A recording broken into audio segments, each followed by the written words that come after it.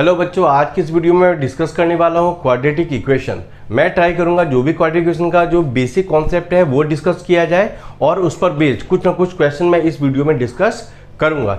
सबसे पहला जो क्वेश्चन आता है वो क्या है, व्हाट इज क्वाड्रेटिक इक्वेशन। आखिर क्वाड्रेटिक इक्वेशन कहती किसे है। ऐसा कोई भी इक्वेशन जिसकी डिग्री 2 हो उसे हम क्या कहते हैं, क्वाड्रेटिक इक्वेशन।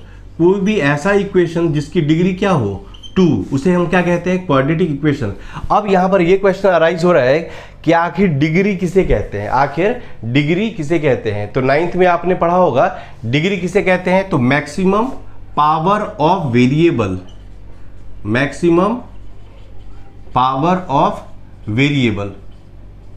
आई बात समझ में। तो मैक्सिमम पावर ऑफ वेरिएबल क्या होनी चाहिए, 2। तो उस इक्वेशन को हम क्या बोलेंगे, क्वाड्रेटिक इक्वेशन। जैसे एग्जांपल मैं दे रहा हूं 2x² + 5, ये क्वाड्रेटिक इक्वेशन है, हाँ है। क्यों? क्योंकि यहां पर जो भी वेरिएबल है उसका मैक्सिमम पावर क्या है, 2। इस कारण से इसको हम क्या बोलेंगे, क्वाड्रेटिक इक्वेशन। लेकिन अगर इसी के बदले ये आ जाए 2x³ + 2x² - 9 = 0, ये क्वाड्रेटिक इक्वेशन है तो नहीं है। क्यों? क्योंकि इसका जो पावर है, वेरिएबल का जो मैक्सिमम पावर है वो क्या है, 3। तो ये क्या हो गया, क्यूबिक इक्वेशन, बट ये क्वाड्रेटिक इक्वेशन नहीं है। आई बात समझ में। अगर क्या इसका स्टैंडर्ड फॉर्म की मैं बात करूं, स्टैंडर्ड फॉर्म की, तो वो क्या हो जाएगा, तो ax² + bx + c = 0, where a is not equal to 0।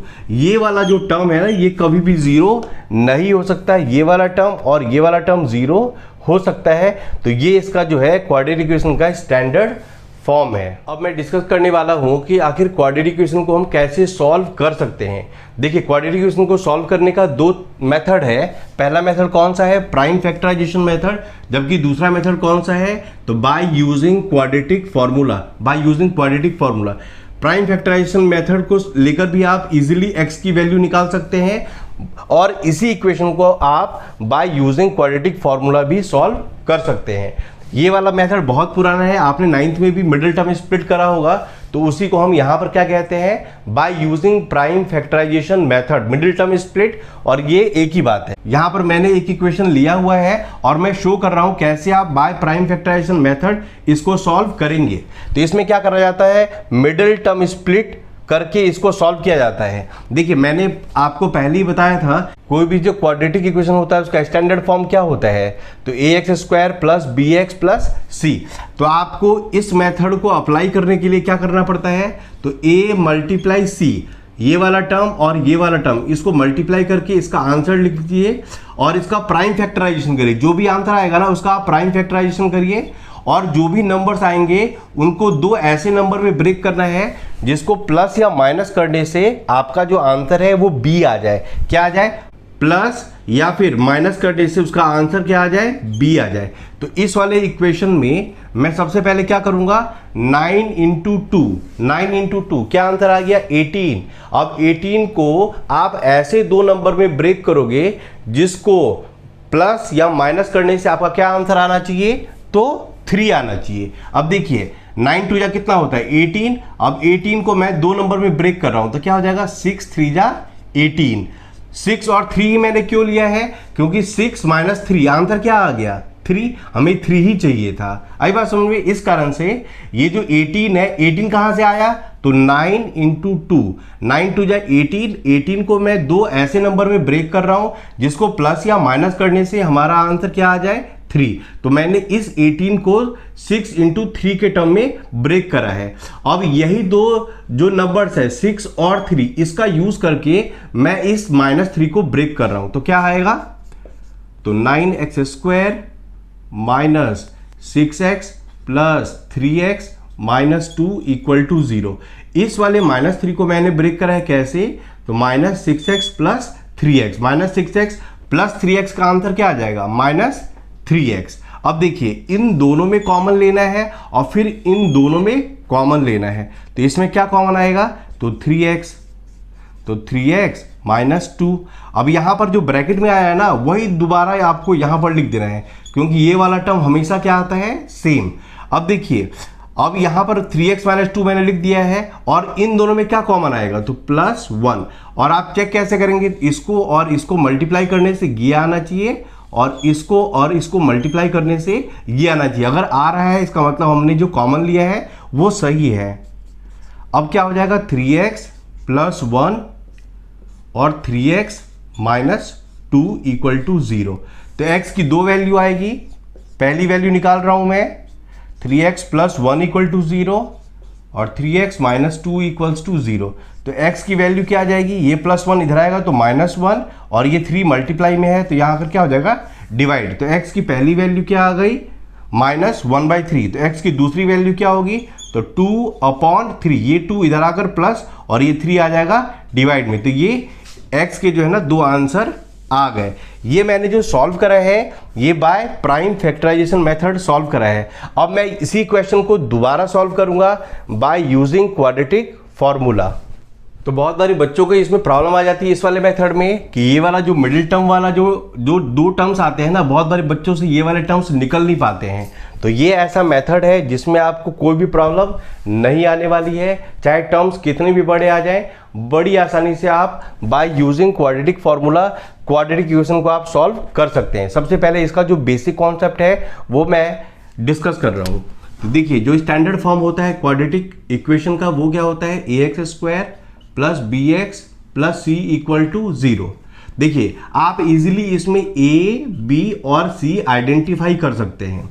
उसके बाद सबसे पहले आपको किसकी वैल्यू निकालनी होगी, तो d की। d स्टैंड्स फॉर क्या, discriminant. d stands for discriminant. तो d की वैल्यू आप कैसे निकालेंगे, तो d का फॉर्मूला होता है b² - 4ac। b² - 4ac। b की वैल्यू यहां से पता चल जाएगी और ac की वैल्यू आपको इक्वेशन के हेल्प से पता चल जाएगी। सबसे पहले आपको d का आंसर निकालना है, आई बात समझ में। उसके बाद x के दो आंसर आएंगे। तो पहला जो आंसर है वो कैसे निकालेंगे, -b + √d/2a।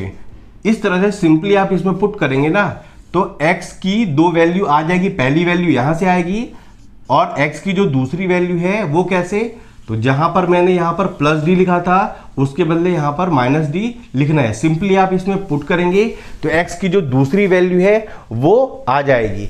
इसको मैं दिखाने के लिए मैं एक इक्वेशन ले रहा हूं जो मैंने यहां पर लिया हुआ है। अब मैं इसी इक्वेशन को क्वाड्रेटिक फॉर्मूला के हेल्प से सॉल्व करने का ट्राई कर रहा हूं। अब देखिए, ये मेरा इक्वेशन है। सबसे बढ़िया है कि आप इजीली इस इक्वेशन को देख के ए बी सी की वैल्यू लिख लीजिए। तो ए की वैल्यू क्या हो जाएगी, 9, बी की वैल्यू क्या हो जाएगी, -3 और सी की वैल्यू क्या हो जाएगी, -2। तो मैंने अभी आपको बताया था सबसे पहले आपको क्या करना है, तो डी की वैल्यू निकालनी है। तो डी की वैल्यू निकालते हैं सबसे पहले। डी = क्या होता है, b² - 4ac। तो b की वैल्यू क्या है, -3। तो -3 का स्क्वायर -4 × 9 × -2। 3 3 का क्या हो गया, 9 और माइनस माइनस प्लस, 4 2 जा 8, 8 9 जा 72। इस तरह से डी का जो आंसर है वो क्या आ गया, 81। एक्स की दो वैल्यू कैसे आएगी, मैंने डिस्कस करा था। एक्स की जो पहली वैल्यू है वो क्या होती है, -b + √d/2a। और x की दूसरी वैल्यू क्या आएगी, तो -b - √d/2a। अब सिंपली आपको कुछ भी नहीं करना है, यहां पर जो फॉर्मूला है उसमें a b c या फिर d की वैल्यू आप इजीली पुट कर दीजिए। यहां देखिए मैं क्या कर रहा हूं, माइनस, ये वाला माइनस, और b की वैल्यू क्या है, -3 + √d। तो √d क्या हो जाएगा, तो √81/2 × a की वैल्यू क्या है, 9। अब देखिए माइनस माइनस क्या होता है, प्लस, तो ये हो गया 3 + 9/9 2 जा 18। तो क्या आंसर आ गया, 12/18। 6 2 जा 12 और 6 3 जा 18। इस तरह से x की जो पहली वैल्यू है वो आ गई है कितनी, 2/3। देखिए वही आंसर यहां पर भी आया हुआ है। अब x की दूसरी वैल्यू में निकाल रहा हूं, तो क्या हो जाएगा, -3। सिंपली आप यहां से भी देख के लिख सकते हैं क्योंकि यहां पर बस माइनस का फर्क है, -√81/2 2 इंटू 9, तो क्या आंसर आ जाएगा 3 माइनस 9 अपॉन 18, तो 3 माइनस 9 क्या हो गया -6 अपॉन 18, तो आपका x की दूसरी वैल्यू क्या आ गई -1 अपॉन 3, -1 अपॉन 3, और यही वैल्यू हमारी पहले भी आई हुई है बाय प्राइम फैक्टराइजेशन मेथड।